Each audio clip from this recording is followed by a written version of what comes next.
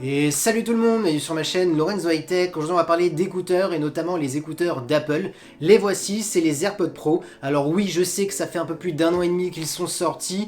Je vous expliquerai juste après pourquoi je les présente que maintenant. Donc du coup dans cette vidéo je vais vous donner mes avis, mes impressions. J'ai quand même fait un petit sondage pour savoir si ça pouvait vous intéresser. Vous m'avez dit oui, donc du coup je vais vous les présenter. Mais avant de commencer la vidéo, si vous n'êtes toujours pas abonné à ma chaîne, abonnez-vous, elle est 100% high tech. Et n'oubliez pas d'activer la petite cloche de notification pour être alerté lorsque je publie une vidéo. Sinon, ma page Instagram Lorenzo High Tech, je donne souvent des informations, des promotions, tout ça en story. Et maintenant, c'est parti. Juste avant de vous donner les caractéristiques, mon avis sur les AirPods Pro, pourquoi je les teste que maintenant? Bah tout simplement, j'avais les AirPods classiques, voilà, j'en étais énormément satisfait, j'en suis toujours satisfait. C'est juste que la batterie m'a lâché, ça ne tient plus que 10-15 minutes, donc du coup je me suis dit non, je peux pas continuer comme ça. Du coup j'ai pris les AirPods Pro. Voilà aussi maintenant ce qui me chagrinait un petit peu, c'était le côté intra-auriculaire, et j'aime pas du tout cet effet de bouchon, et je me suis dit laisser tenter parce qu'Apple vendent beaucoup dans leur publicité, dans tout ce qui est marketing, en disant que vous n'avez pas cet effet bouchon avec ce style d'écouteur parce qu'ils ont travaillé le silicone, l'embout des écouteurs. Donc du coup je me suis dit bon, on va foncer, on va voir. Et donc du coup je me suis dit pourquoi pas faire une petite vidéo sur cette chaîne YouTube. Vous m'avez tous répondu oui dans le sondage, donc je me suis dit c'est peut-être intéressant de faire cette vidéo. Du coup commençons par le design de la boîte des AirPods Pro. Donc voilà, la voici, elle est comme ceci. Donc comme vous pouvez voir, elle est un peu moins haute mais beaucoup plus large. Maintenant c'est tout à fait normal, les écouteurs sont beaucoup plus gros, donc ça prend un peu plus de place. Comparé, regardez, à l'ancienne génération, elle est beaucoup plus petite. Maintenant voilà, ce qui est intéressant, c'est que c'est petit, ça rentre facilement dans une poche. Ça aussi c'est un grand argument pour moi et je pense pour pas mal de personnes, parce que déjà on a le smartphone, les clés dans la poche. Si on a une grosse boîte, ça prend de la place, c'est compliqué. Et c'est vrai qu'au jour d'aujourd'hui, si vous regardez les Sony, si vous regardez les Bose, même les nouveaux écouteurs de la marque Devialet, ils sont très connus en termes de qualité de son, même eux, ils n'arrivent pas à rapetissir les boîtes, ils ont des grosses boîtes, et je trouve que c'est quand même embêtant, parce que dans nos poches, on a déjà pas mal de choses, et ça, c'est un gros argument, et c'est vrai que jusqu'à maintenant, si je reste aussi chez Apple, c'est notamment au niveau de l'ergonomie des boîtes, parce qu'elles sont vraiment petites et faciles à transporter. Du coup, maintenant, parlons du design des écouteurs. Les voici. Alors là on voit qu'il y a du changement par rapport à la première génération.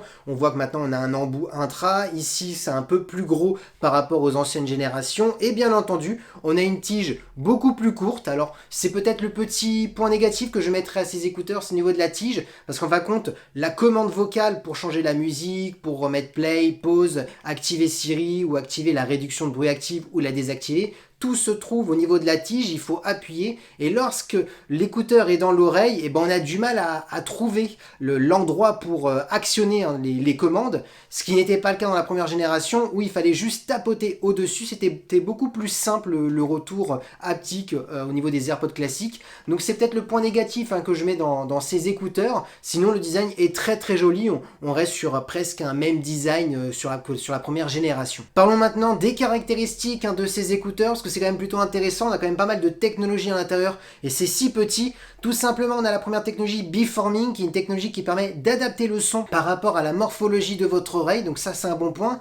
On a ensuite bien entendu la puce H1 d'Apple, qui est une puce qui permet d'optimiser la connexion avec votre assistant personnel. Donc là on est sur Siri comme on est sur un produit d'Apple. Là ça permet aussi d'améliorer l'autonomie, ça permet aussi d'avoir une meilleure connexion beaucoup plus rapide avec votre smartphone. Parlons d'autonomie, on est sur du 24 heures avec la boîte et on est sur du 5 heures pour les écouteurs avec réduction de bruit activée. C'est plutôt intéressant. Je vous cache pas que pour l'instant je les ai toujours pas rechargés. J'étais à 80% lorsque j'ai acheté la boîte et il y avait directement un peu de batterie dedans. C'est toujours pareil pour chaque produit. Et je les ai toujours pas rechargés. Il me reste encore 20%. Ça fait 2 semaines que j'utilise et que j'utilise à peu près 2-3 heures par jour. Donc c'est plutôt intéressant. Donc pour une utilisation classique, vous tiendrez sans aucun souci 2 semaines. Et bien entendu, la caractéristique la plus importante, c'est la réduction de bruit. Alors là on a 2 réductions de bruit. On a la réduction de bruit passive, donc c'est-à-dire c'est pas matériel, c'est juste l'embout. Donc là on est sur du silicone, mais pas n'importe quel silicone, parce que celui-ci on n'a vraiment pas cet aspect d'effet de bouchon dans l'oreille, donc ça c'est un bon point.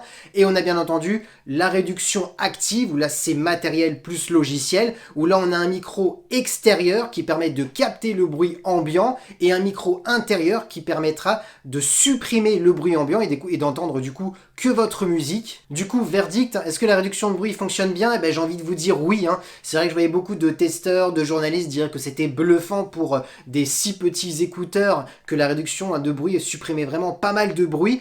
Et bah c'est vrai, hein, je suis complètement d'accord et j'ai pu tester en dehors, j'ai pu voir comment ça supprimait les bruits de voiture, les bruits autour de vous. Pareil à la maison, vous pouvez faire un test, vous allumez votre télé, vous les mettez dans vos oreilles, ben vous entendez très peu la voix des gens qui parlent dans la télé. C'est vraiment impressionnant, j'en suis vraiment satisfait. Surtout que j'ai remarqué que j'écoutais la musique beaucoup moins fort par rapport aux AirPods classiques qui n'avaient pas la réduction de bruit. Parce que du coup, souvent, quand vous mettez le son au maximum, c'est pour ne plus entendre le bruit qui vous dérange autour de vous. Vu que là, vous avez la réduction de bruit, vous ne mettez plus le son au maximum parce que du coup, vu qu'il y a la réduction de bruit qui bloque les bruits ambiants, du coup, le son, vous l'entendez très bien, même à 50%. Donc du coup, c'est même un bon point pour ça évite d'abîmer vos oreilles parce que du coup, vous mettez le volume moins fort que d'habitude. Surtout, autre chose qui est intéressant, c'est le logiciel. Alors bien entendu, si vous avez un iPhone, parce que bien entendu, ces écouteurs marchent sur un Android, mais vous n'aurez pas toutes les fonctionnalités comme sur un iPhone. Ce qui est intéressant sur iOS, quand vous connectez vos AirPods, vous avez une bonne interface pour choisir si vous voulez désactiver la réduction de bruit, la réactiver ou mettre bien entendu le mode transparence.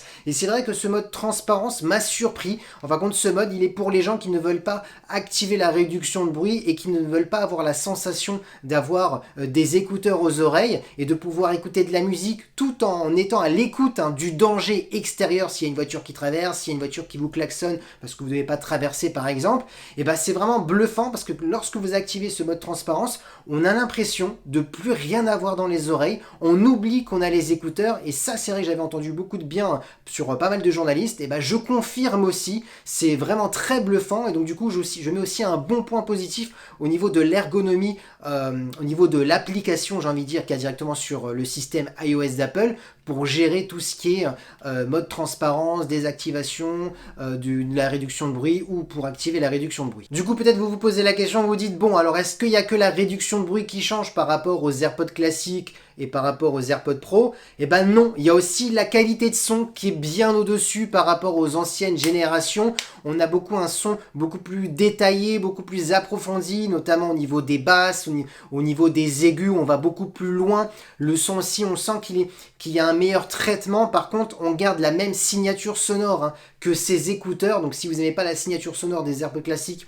je vous conseille pas les AirPods Pro parce qu'on voit qu'ils ont vraiment travaillé la même signature. Par contre, on va beaucoup plus loin en termes de qualité de son. Donc oui, j'ai envie de vous dire que voilà, les AirPods Pro sont les meilleurs écouteurs en termes de qualité de son et surtout on a aussi un bonus, c'est la réduction de bruit active. Donc on voit vraiment que Apple a retravaillé parce qu'Apple ils ont dit qu'ils avaient même, c'était pas les mêmes cahiers des charges que les AirPods classiques, ils avaient vraiment tout retravaillé et ça c'est vrai, je confirme. Du coup, point positif, point négatif de ces écouteurs, commençons par le point négatif. Alors vous allez tout de suite comprendre, là je mets les AirPods Pro à droite, je mets les AirPods classiques à gauche. Et vous allez tout de suite comprendre. Alors comme j'ai dit au tout début, voilà, la tige est beaucoup plus courte sur l'AirPod Pro et beaucoup plus longue sur l'AirPod classique. Moi ce que j'aimais bien avant c'était tout ce qui est pour changer la musique. Voilà, il fallait juste tapoter. Pour activer Siri, pareil, il fallait tapoter. Après, tout dépendait le nombre de fois que vous tapotez. Ce qui n'est plus le cas sur les AirPods Pro où là maintenant il faut appuyer. C'est un retour haptique, il faut appuyer ici. Et ce que je trouve c'est beaucoup moins intuitif parce que là je me vois à la caméra, mais lorsque vous marchez dans la rue, si vous voulez chercher pour mettre pause ou changer de musique, quand vous cliquez ici, des fois vous le retrouvez pas parce que la tige est plus courte. Alors est-ce que, parce que moi j'ai l'habitude peut-être des anciens AirPods, ou est-ce que quelqu'un qui n'aurait jamais eu les AirPods Pro va tout de suite trouver? Je ne sais pas, mais je trouve que la tige est plus courte, c'est un petit peu dommage. Moi j'aurais gardé la même longueur que les AirPods classiques, je ne sais pas pourquoi ils ont fait ceci. Donc c'est peut-être le seul point négatif que je mets au niveau des écouteurs, au niveau de l'ergonomie pour tout ce qui est changement de playlist. Je préférais le toucher, voilà, juste le tapotement sur les anciens écouteurs.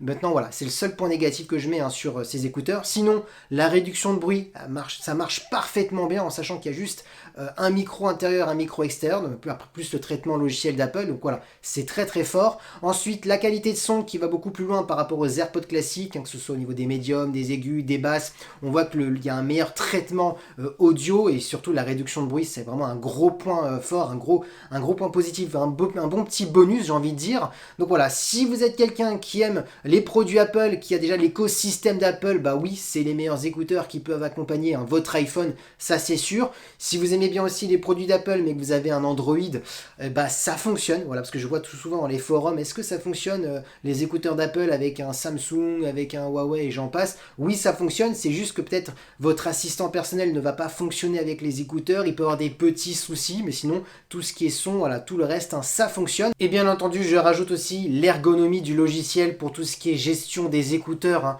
Depuis son smartphone, c'est vraiment très bien fait. Quand vous voulez activer le mode transparence, la réduction de bruit, vous avez des petits paramètres, vraiment des petits réglages, parce que le point fort aussi d'Apple, c'est que vous n'avez pas besoin de faire de gros réglages, tout est fait directement, c'est vraiment du plug and play, vous mettez sur les oreilles et ça y est, c'est réglé. Donc voilà, c'est ça aussi le gros point fort, hein, de ces écouteurs.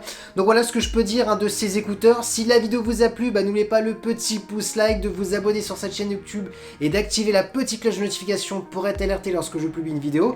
Ou sinon ma page Instagram Lorenzo High Tech, je donne souvent des informations, des promotions, des rumeurs en story, voilà. Et maintenant je vous dis à très bientôt.